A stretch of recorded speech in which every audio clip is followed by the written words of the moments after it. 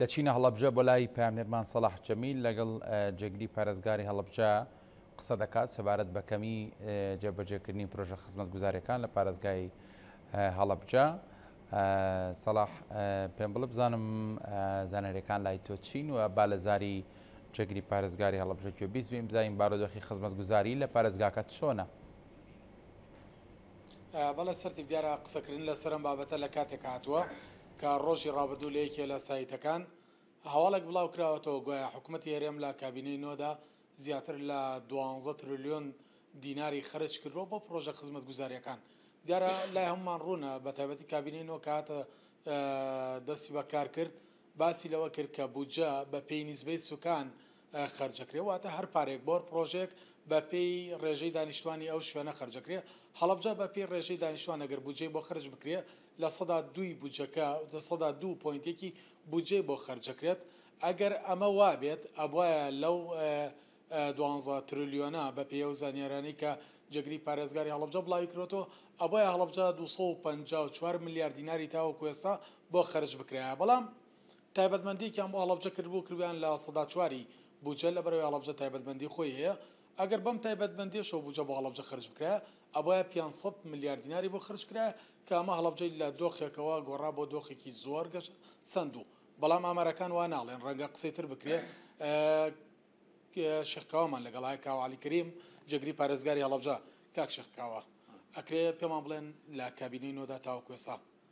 چەندێک بودجە بۆ هەڵەبجە خرج کراوە بەراورد بە بڵاوکردنەوەی ئەو بودجە زەخمەی کە لەو سایتەدا بڵاو کراوەتەوە. بەڵێ خۆی پێویستە دووشت لە یەک جیا بکەینەوە. یەکەم ئەو بودجانەی کە تەرخان کراوە بۆ پرۆژە پێشنیارکراوەکان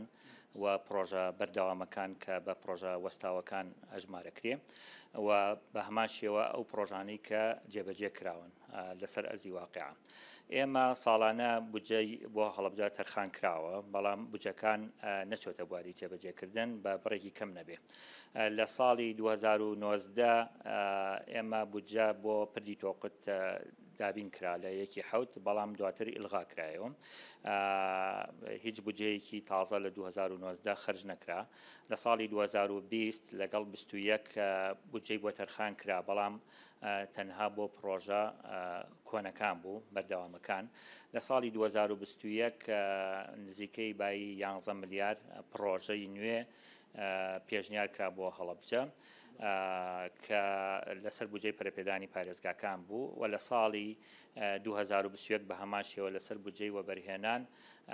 لەگەڵ 2022 نزیکەی 97 میلیارد دینار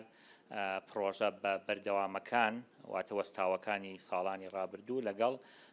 پرۆژەی پێشنیار کراو پێشنیار کرا بۆ تەرخان کرا بۆ هەڵەبجە. بەڵام لە کۆی ئەو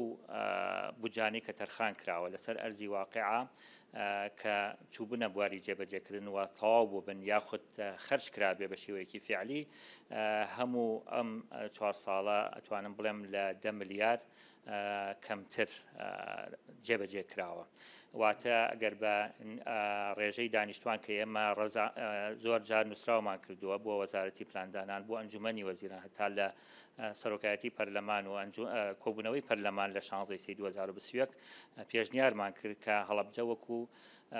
ڕێژەی دانیشتوان و ژماری دانیشتوان مامەڵەی لەگەڵا نەکرێت چونکە هەڵەبجە پارێزگایەکی نوێیە چۆن پێویستی بە گەشە پێدان هەیە ئەوە پێویستی بە بنیادنانیش هەیە لەبەرەوە پێویستە هاوشێوەی بودجەی عێراق کە تایبەتمەندی ئەکرێ بۆ ناوچە زیان لێکەوتوەکان تایبەتمەندی ئەکرێ بۆ ناوچە تازە گەشە سندوەکان هەتا تایبەتمەندی ئەکرێ بۆ ناوچەکانی کە نیسبەی هەژاری تایە کەمە لەگەڵ ئەوەیشا بۆ هەندێک پارێزگای کەش بڕێکی زۆر بودجە بەدەر لە ئەو بودجەی کە بەریەکەوێ بەری ئەکەوێت بۆ هەڵەبجەش حەقە ئاوا بێ بە سوپاسەوە وەزارەتی پلاندانان بڕیاریەوەیاندا کە لە ساڵ دووەکە بکەنە لە ساڵدا 4 لە ساڵی 2020 واتە گەر ئێمە بە تەسەوری من هەڵە لە نووسینەکایە ئەوە پرۆژەی جێبەجێکراو نییە ئەو 12 تریلیۆن و 40 میلیارە ئەوە پرۆژەی لەوە چێ تەرخان کراوە بێ یاخود پێشنیار کراوە بێ چونکە لە ئەرزی واقعە ئەوەندە پرۆژە بوونی نییە ئەبوو ئەو حیسەی کە بۆ پارێزگاکان دانرێ ئەگەر بە شێوەیەکی عدالت دابشکرایە ئێستا هەڵەبجە زیاد لە 500 ملیاریشی بەرکەوتایە وەکو ئەو لە سەدا چواری کە بەسی بەری کەوتبووی ئێمە بە پرۆژە وەستاوەکانیشمان و لە 2010 بۆ ئێستا بە پرۆژە پێشنیارکراوەکانیشۆ 199 پرۆژەمان هەیە پێویستیان بە 264 ملیار دینار هەیە بۆ تەواوکردنیان و بۆ ئەنجامدانیان واتە ئێستا ئێمە پرۆژەمان هەمووی تەواوبوو بووە خەڵک ئەو گرفتەی هەیەە بە تایبەتی پرۆژە خزمەتگوزاریەکان ئێستا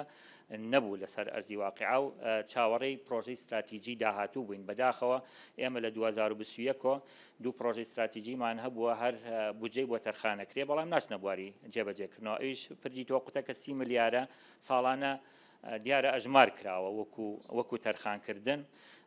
نەچۆتە بواری جێبەجێکردن و سایلۆی هەڵەبجە کە 26 ملیاری بۆ دابین کراوە یا بۆ تەرخان کراوە بەڵام ئەویش بە هەمان شێوە ئەمانە ناچنە بواری جێبەجێکردنەوە نازان هۆکاری چیە کە ئەم بوجانە بۆچی بۆ پارێزگای هەڵەبجە خەرج ناکرێت گرفتەکە لە کۆدایە بە دووەداشتان کردووە ئێستا هەڵەبجە 254 میلیارد دیناری پێویستە بۆ تەواوکردنی پرۆژەکان وەکووە مەژەتی پێکرد 199 پرۆژە ڕاگیراوە ئەم گرفتە لە کۆدایە بەڵێ گرفتی سەرەکی ڕاستی پێشتر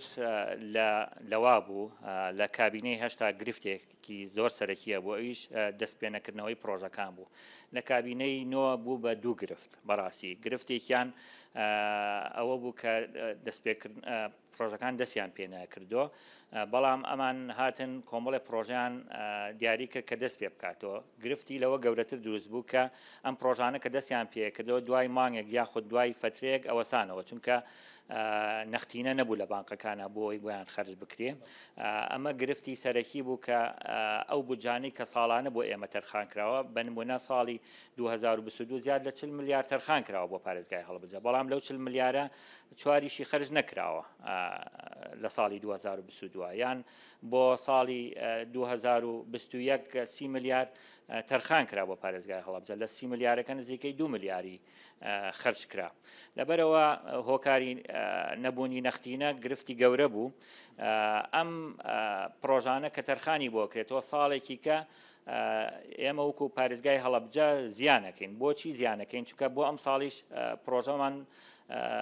بودجەمان بۆ تەرخان کراوە تەنها 5 میلیار و 800 مان بۆ تەرخان کراوە 5 میلیار و 800 ئێمە تەنها لە پرۆژەی پەرەپێدانی پارێزگاکانە 16 میلیارمان پێویستە تەواو کرێت کەواتە 5 میلیار و 800 بەشی